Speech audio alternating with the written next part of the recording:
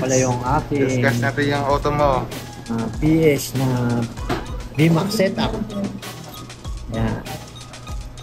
Tawag niya BQS. Yan. Simple lang naman setup. Yan. 2019 na Hyperdash. Yun. 4-1. Yan.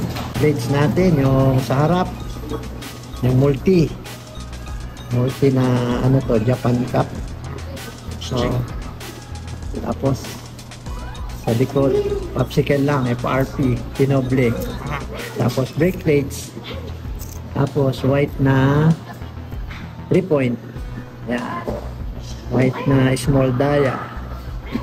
Sa rollers, simpleng rollers lang, 19mm na dish type.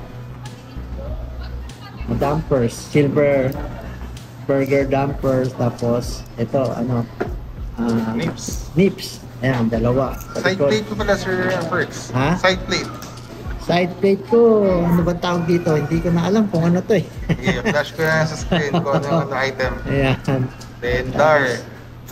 Dar ko. Ano pa yung stabilizer mo, Sir Ferds? Stabilizer. Ito. Ito yung sa nakukuha sa 3-point.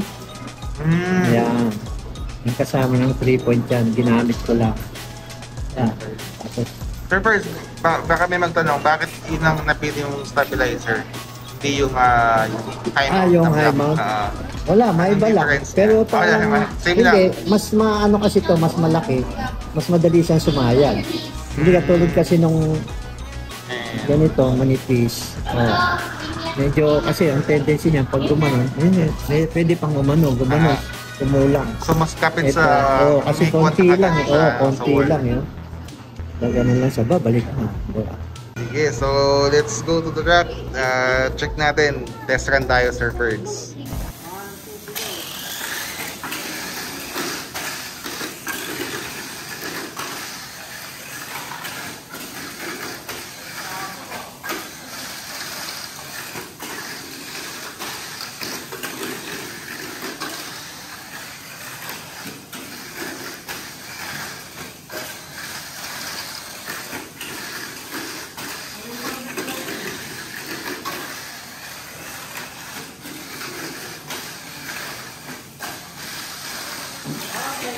Okay.